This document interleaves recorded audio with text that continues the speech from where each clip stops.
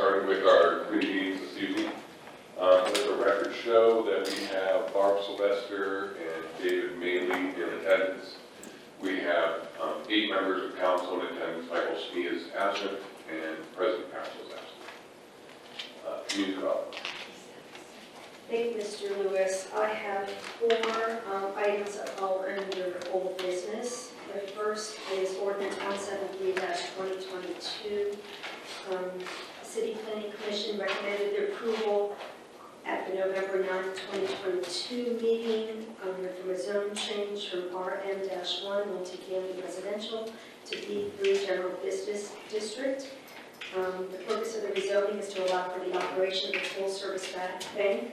We did hear from a representative a few weeks back for Consumer National Bank requesting the zone change, and it is located at the 2 parcels. They're both located at Lincoln Way East.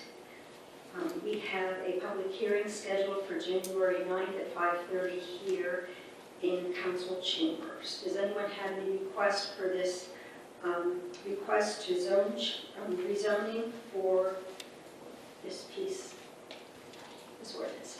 Okay. The second item is ordinance 174-2022. It is also a rezoning request, which was recommended for the approval by the City Planning Commission at the November 9th meeting. It is a zone change from RM-1 multifamily residential to B3 general business district.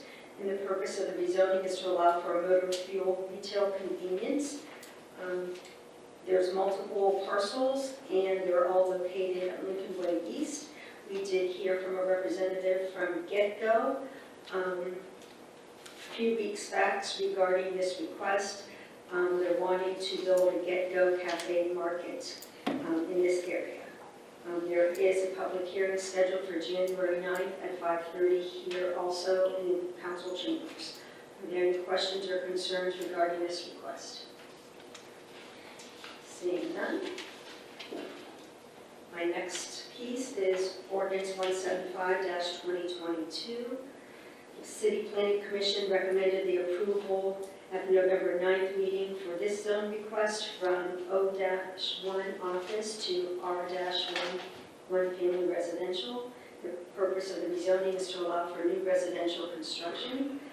This area, this parcel is located on 1st Street Northeast, and the request is to build a Habitat for Humanity home there. There's a public hearing also scheduled on January 9th at 5:30 p.m. here at council chambers. Are there any questions regarding that request? Okay. My last piece of business, ordinance 176-2022. The City Planning Commission voted to deny the following request at the November 9th, 2022 meeting. The zone request is from R-3, 1 family residential, to B-3 general business district. The purpose of the rezoning is to allow for commercial development. This is located, there's 2 parcels, and they're both located at 1900 Wales Road Northeast. We did have a representative from St. John Lutheran that spoke with us weeks back regarding this zone request. Does anyone have any questions regarding this request? There is a public hearing. This date is different than the other 3 public hearings. This hearing is scheduled for January 30th at 5:30 p.m. here in council chambers. And that's all I have. Thank you, Mr. Lewis. Thank you. Economic Development. Thank you, Mr. Lewis. Nothing new this evening. There's one old piece of legislation, ordinance number 177-2022, which is the Economic Development Inducement Grant for Grow Mental Health and Wellness, and that'll be up for 3rd reading on Monday. Any questions? That's all. Thanks. Health and Welfare. I have nothing this evening. Thank you. Parks and Rec. I have nothing this evening. Police and Fire. I have nothing for police and fire, Mr. Lewis. Public utilities, No business tonight? rules and courts, Have nothing this evening? streets and highways, assuming nothing. All right, finance. We'll start finance. We do have one piece of old business related to the demolition of the building that was previously occupied by Howard Steiger Rath downtown Massillon. We do have Dave Maley here that can speak to it. It was also suggested that the property owners be in attendance in case there are questions regarding something that they may be able to add detail to, and they are here as well. Dave, do you want to give us a little summary of where we are, just to get the conversation kicked off?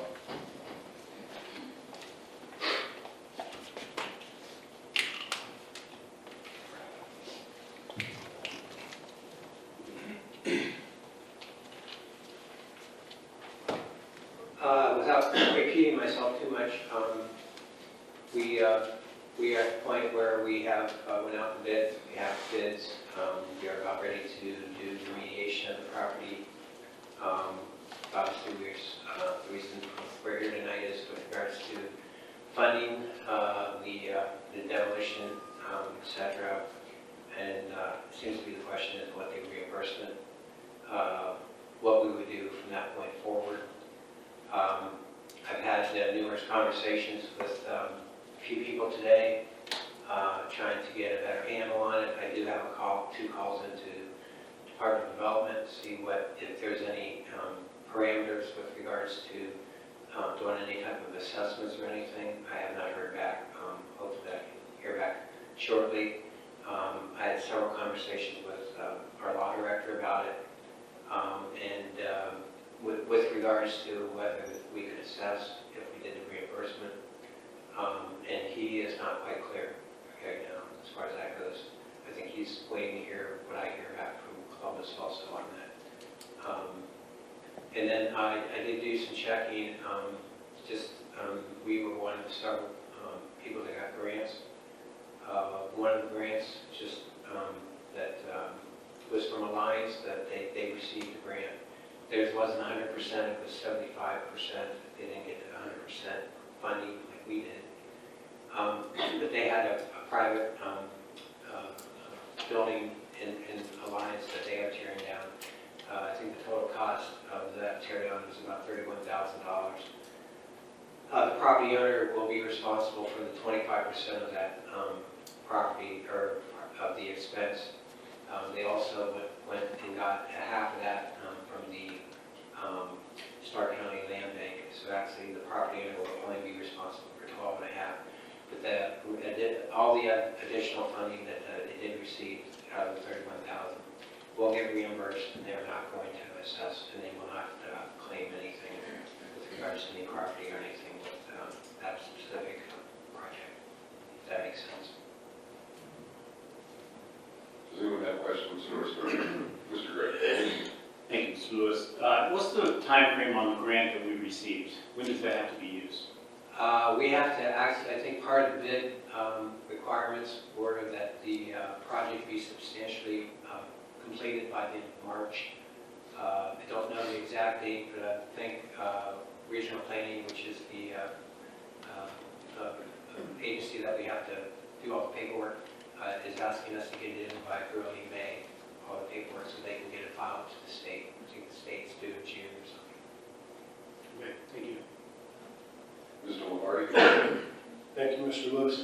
Mr. Maley, so the way things stand right now, we're looking at getting the grant to fund the demolition of the building. And at this point, the owner is held harmless of all of the expense of this demolition. Yes, the way it is right now currently.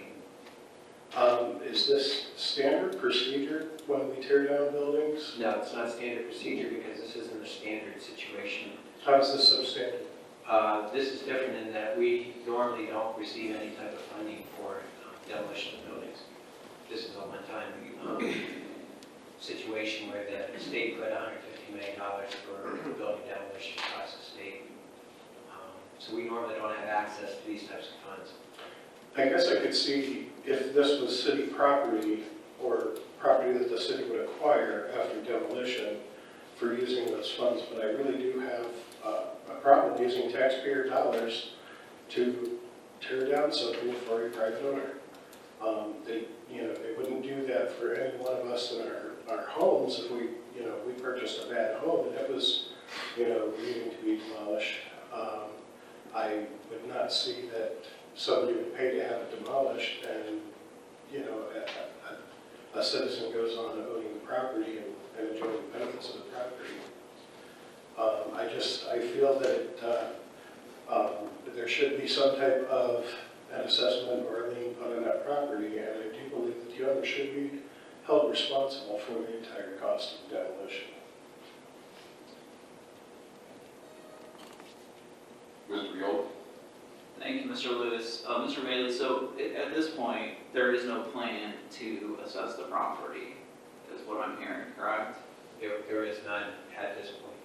Okay, you had stated at some point, I believe it was you, that the property owner said that they could only come up with $50,000. Did I hear that correct? Was that from you, or? Yes, that's what was told to me, yes.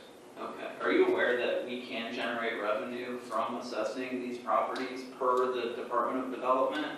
Am I aware of that? Yeah. As far as asking whether we would have any issues with the reimbursement if we assess, is that what you're asking? No, I mean, okay. Are you aware that we are able to place a lien against the property? I am not aware of that. Like I said earlier, I spoke with the law director and he was not sure as of today. Okay. I spoke with the Department of Development, and we are able to do something such as that. Any revenue just has to be earmarked for, there's like demos, brownfields, or economic development, I believe. So any revenue generated from that has to be earmarked for certain things. But it is a possibility. I'm just putting that in your ear. I think we talked about this the other week, and the response was, this is a business owner, so on and so forth. I guess my question would be, are these, the types of business owners we want in our city that are, not maintaining their property? So that's all I got. Thanks.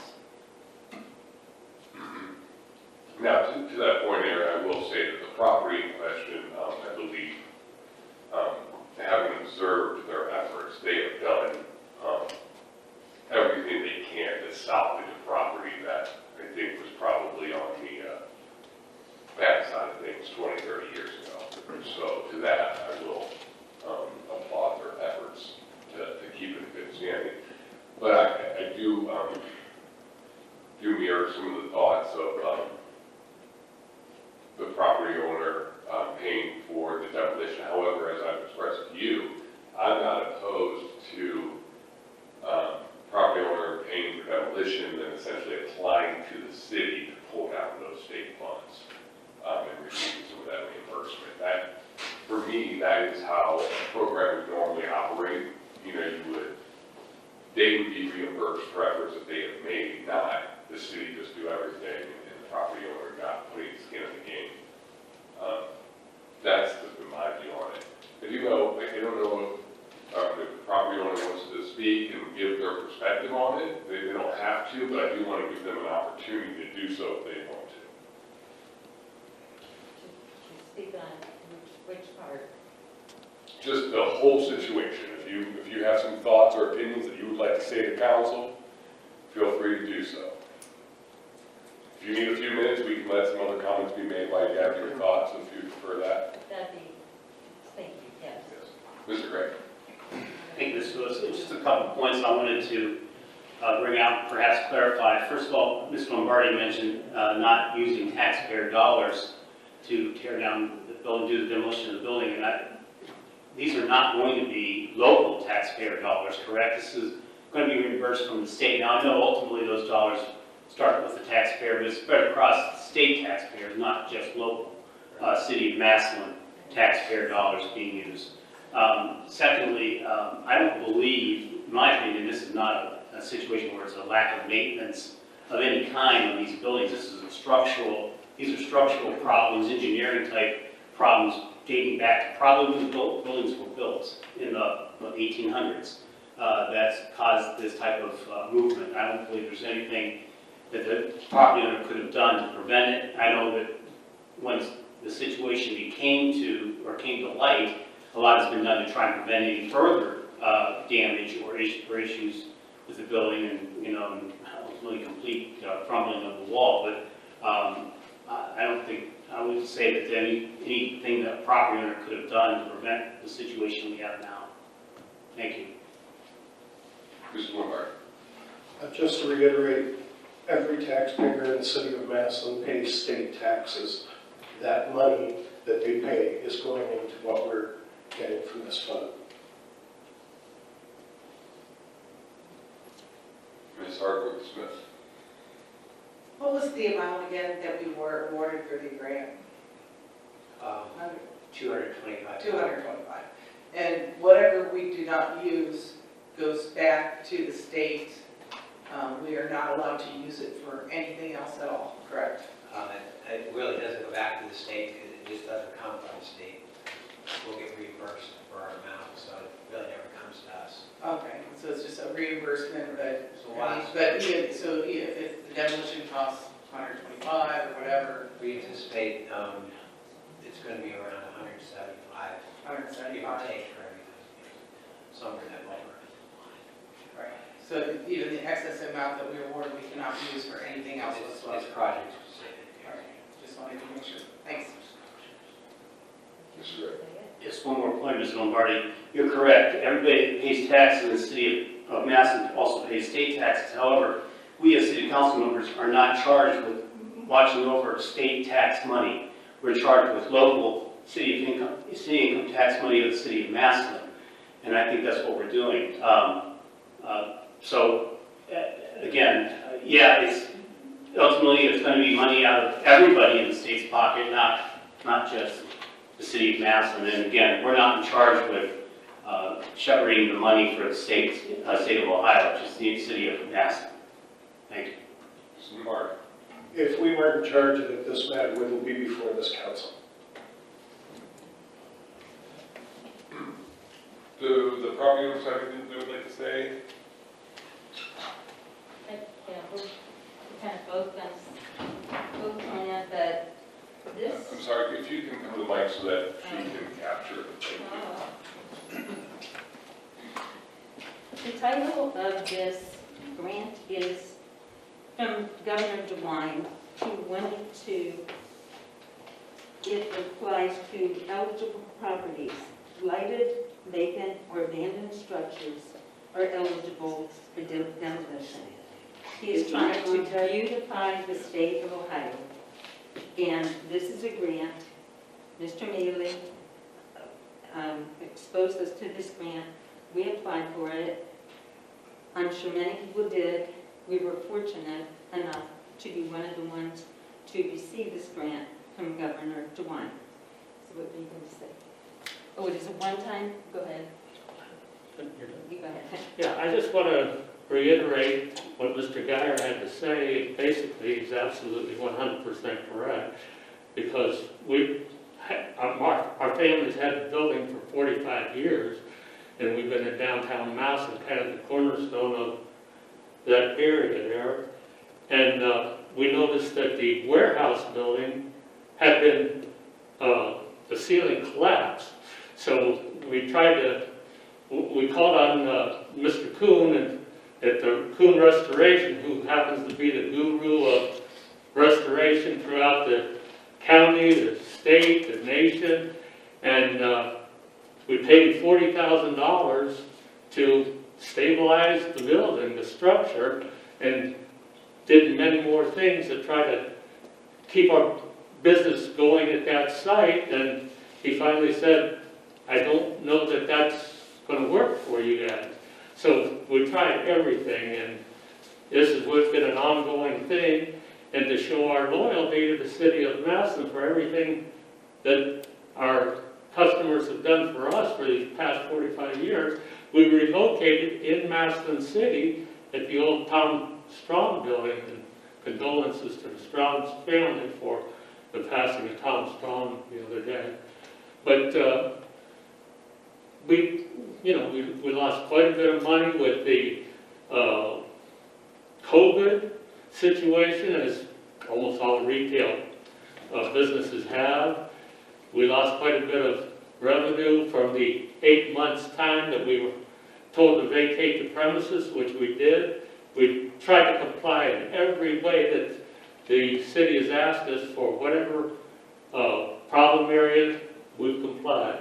So, you know, our business has been ongoing in Massillon. I know a lot of you folks have come to our business and patronized that, and I thank you from the bottom of my heart that, you know, I appreciate the business, but, you know, going forward, you know, I appreciate Mr. Maley getting us the grant, and I think without this grant that's, you know, given to us from the state, we wouldn't be in the situation we're in, and I think that is kind of a lifesaver for our business.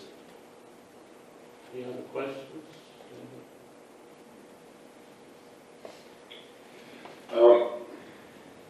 I think one of the crux of what we're falling into, and I just want to make sure that we explain it, is that some of the members of council do want to make sure that we treat every property owner in every situation fairly and justly. And I think part of the concern is that if the city pays for demolition and they're reimbursed by the state, then we could have other property owners that would come and say, why didn't you do that for me? Because at the end of the day, you guys would then have a property that you can do with as you see fit as owners. And so it could be perceived as the city funding an improvement to property that's privately held. And that is where I think the issue is. In fact, I've gotten numerous phone calls to that effect from citizens that are I concerned. appreciate that, Mr. Lewis. But this is kind of a unique situation in that we received the grant through the efforts of Mr. Maley, and I don't know if the homeowners or any other parties, businesses that can refer back to that grant and get the money for a reimbursement situation, you know, to have it completely paid for. If they can get the grant, if they can do all this, then, you know, I understand the relativity of what you're saying, but this is just a unique, different situation. Who completed the paperwork for the grant? Mr. Maley asked us to complete the paperwork, and we turned it into Mr. Maley. Mr. Maley proceeded to do what he needed to do as the economic development head. Anyone else have any other questions? Mr. Hurricane? Thank you, Mr. Lewis. Mr. Rubin, what is assuming the building is torn down, what is the end result or the goal for the property moving forward? We can honestly tell you that our head has been spinning with closing the business, relocating to the top of Lindy's by appointment only, then relocating again. We've always had the best interests of Massillon at heart. We have not spent any time thinking of what we're going to do with this. We're thinking of getting it down. We know it has to come down. We want to do it in as timely a manner as possible. And this grant came through, and we are grateful for that. So that's step number 2. We haven't really we don't have any definite plans, to be honest. We're here tonight because we've been asked to be here. I'm very nervous. I don't know, he's pretty calm. But, I mean, this building, what I want to tell you, these aren't just buildings to us. This has been like our life. My brother-in-law, God rest his soul, started it. My father-in-law retired and worked there every day. Was so proud to be there. My mother-in-law worked there every day. We just met people. Then our kids, and then our grandkids. So it's just not a building. It's our life. It's been our life since 78. March of 78. March of 78. So we appreciate it, and we're loyal that we don't know anything else other than ours, to be honest. And so.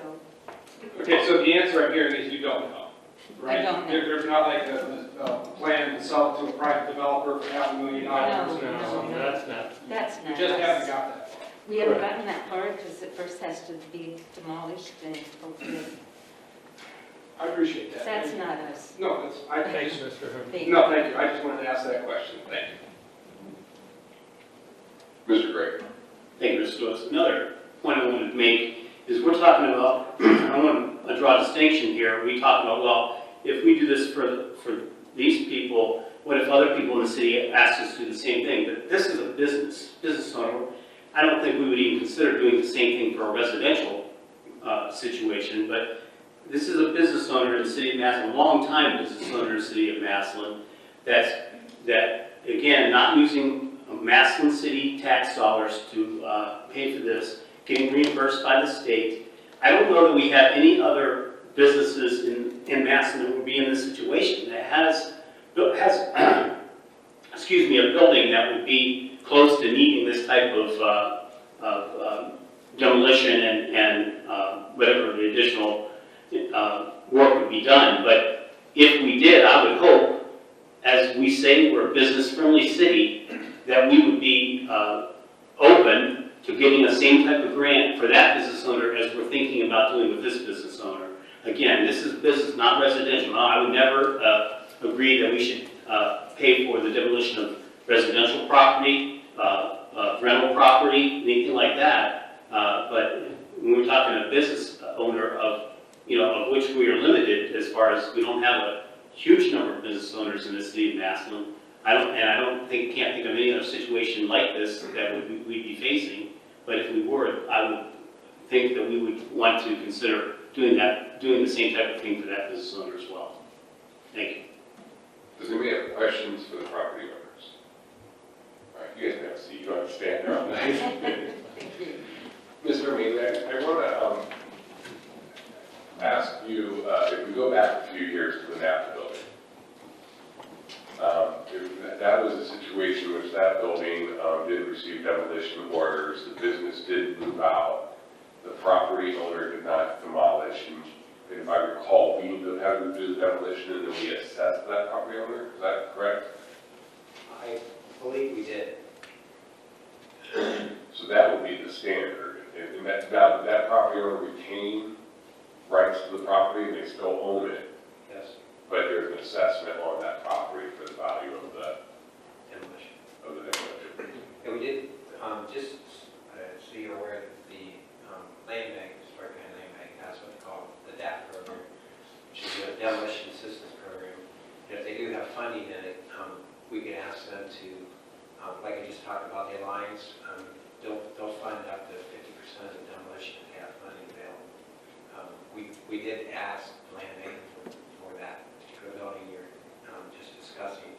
Unfortunately, they rejected it because of the property owner had so many buildings and was behind on taxes on some of the other ones, et cetera. So I guess one of the questions would be asked if we ran into a situation where a building owner was it put in the same situation where we have an unsafe structure. I mean, we would obviously go to the land bank and ask them for the DAP program, and hopefully we can get 50% of the funding for that project specific.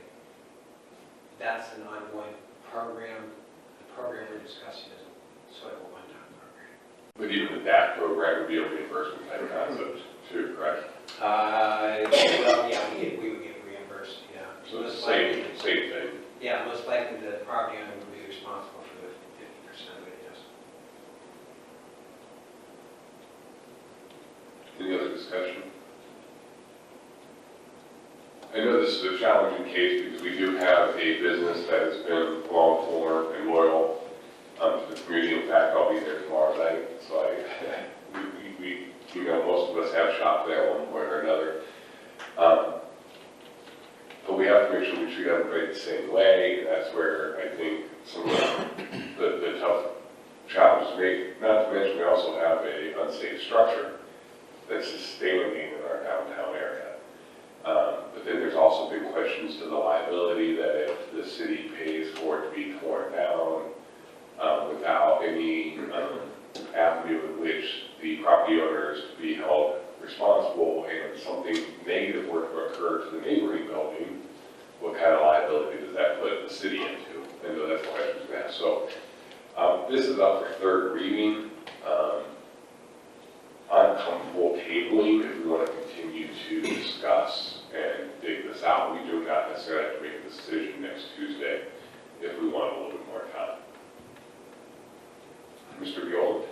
Yeah, thank you, Mr. Lewis. Just briefly, Mr. Maley, is there any potential for some middle ground here? I'm open to any type of middle ground this council wants us to. To where, I mean, we don't assess the entire 175,000, but we place some sort of assessment if the property owner could in good faith satisfy that and generate revenue for the city. I don't know, would you be willing to have a conversation with Mr. Richard or Mr. Mack about that possibility? That's the conversation I was having today. Okay, thank you. Mr. Hermke? Thank you, Mr. Lewis, and I guess to dovetail on what Councilman Viola said, we may want to also consider about if we were to fund the demolition, the transfer of the property to the city, which is why I asked the question about what the future plans were. I think that would, I think in the spirit of what Councilman Viola was talking about in the middle ground, I think there are a couple options, whether it's, partial assessment or transfer of the demoed property to the city, and I think everybody at least gets some assistance in some way, shape, or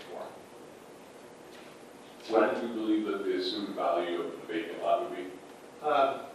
Once again, that's a great question. As you know, there's a property next to it. I don't know if I explained this or not, but that property, that vacant property, which is basically the same size as the two we're taking down, long and narrow, is about 20 to 25,000 auditor values on. I talked with Gary Ziegler, who's a commercial appraiser for the auditor, and he said, once you take the buildings down, most likely that's what the auditor's going to put them on at. So they'll probably be around 25,000 auditor value. I've talked to a real estate guy though, and he said that just because where they're located being downtown, you probably should add at least double that amount at minimum. So his auditor values really are market value per se. It's taxable value. So I'd say what the two properties are worth, I'd say probably between 100 and 150. That'd be a guess. All right, thank you. We'll move on to our other business. For review this evening, I do have a request to prepare ordinance to appropriate and appropriate balance of general fund $125,000 for the sidewalk replacement program, and this would be for the 2023. Any discussion? Yes. Yes, Mr. Gray. I'm just wondering what this number compares to versus last year. I believe last year was about the same. It's the same as last year. Same as last year. Thank you.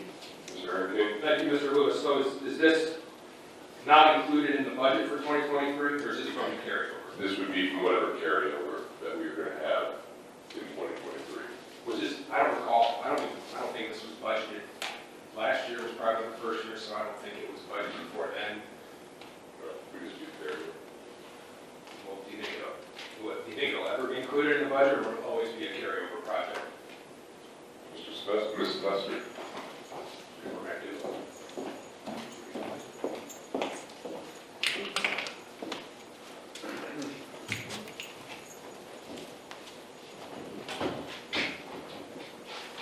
Good evening, Council. To answer your question, it was the ordinance that was passed by Council a few years back with the regulations and the actual program itself. And then basically it was established that it would be, if there are funds available and Council wants to approve it through an appropriation rather than through the certification of the budget. That's how we have done it since the project became in existence when the ordinance was put in place. And it is the same amount as last year. I will tell you, though, that if you recall last year when we gave the update, $94,734 is what was used out of that $125,000. We did come to Council, and the balance of that, if you recall, was transferred into engineering services and contracts used for sinkholes, catch basin repairs, anything else that we needed through there. Did verify with engineering we have used all of that funding and carried over. The reason that we went with $125,000 again, even though last year was $94,000, is that We right now already have a list of 48 persons who have called in this year. So anyone who calls in the engineering and questions about it, they go onto a spreadsheet. We keep track of them because then if council passes it, then the information is sent out to all those persons at the same time so that it is truly fair because it is a first come, first served till the funds are all allocated to persons. So that's where we're at. Any other questions? All right, thank you. The next piece we have is a total appropriation of $14,566,179. This is related to the ARPA. I did speak to Jane. She was giving me an explanation as to how this was all working. She's not able to be here tonight, so she will be here next week. So I'll go ahead and sign for it to be on the agenda to at least get the ball rolling, then we can ask for further details and information next week. If that's okay by everyone? We have a reduction of appropriation in our state patrol transfer for a total of $25,150.45, and that's the zero out for the end of the year.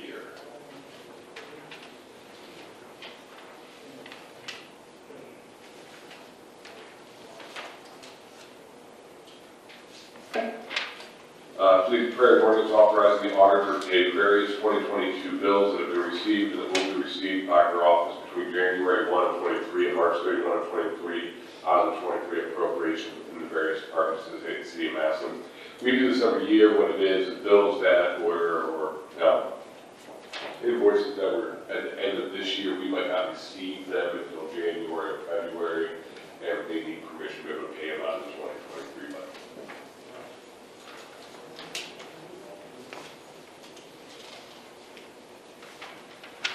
Please prepare an resolution authorizing the sale during the calendar year of 2023 of city-owned motor vehicles and equipment which are not needed for public use or are obsolete or unfit for the use of which they were required, and they do so by internet auction. Anyone have any questions? Again, at the annual.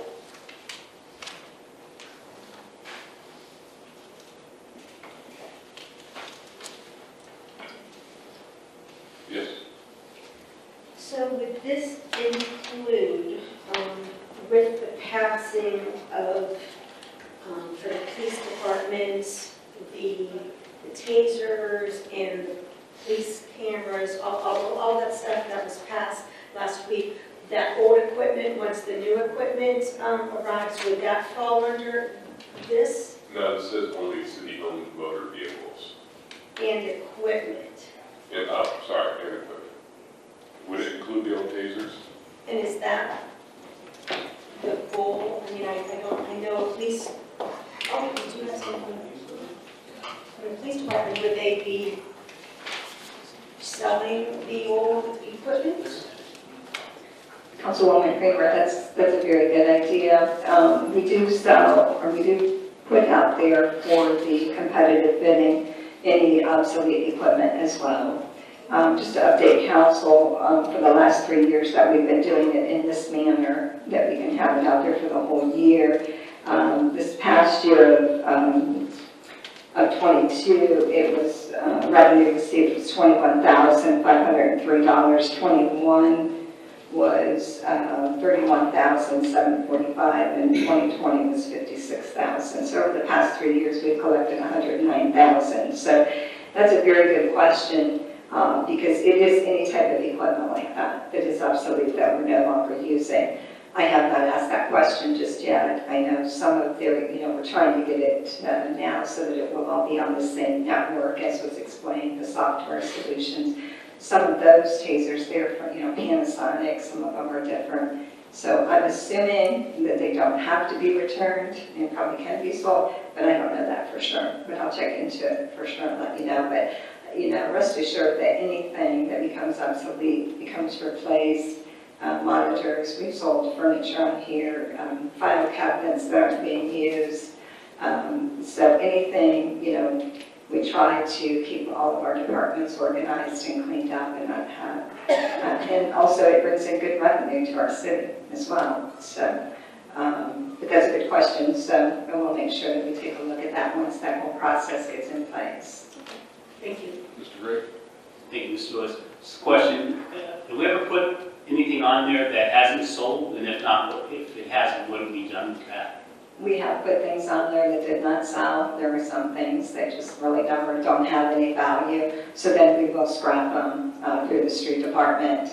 And then we do a check, of course, for anything that we do stay scrap. But we try to sell everything first. And then if it doesn't sell, and there has been at times where we've gotten no bids, then we do scrap it.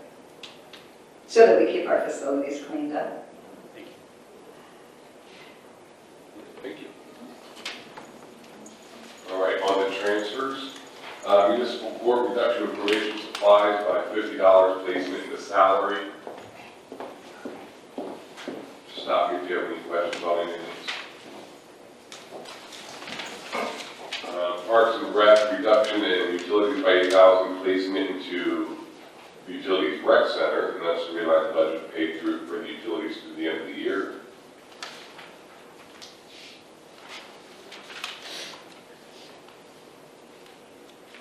Oh, by the way, I did want to mention, I know this is off topic a little bit, but I did notice that we have some ice skaters today, so the ice skating rink is already being utilized, so that's a little positive, but, you know, back to business.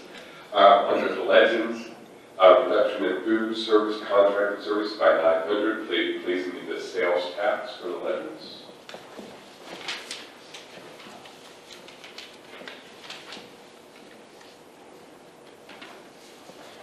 And then the last one is council, reduction of supply materials and postage by $100, placing into servicing contracts to realign our budget. Finance members, I am not signing this one, and that is because Claudette is not here, so I had to sign this department head, so your two signatures will be sufficient as council member signatures. That is all I have tonight. Anybody else? All right, I believe our next session will be Tuesday of next week. Is that correct, Ms. Rollins? That is correct.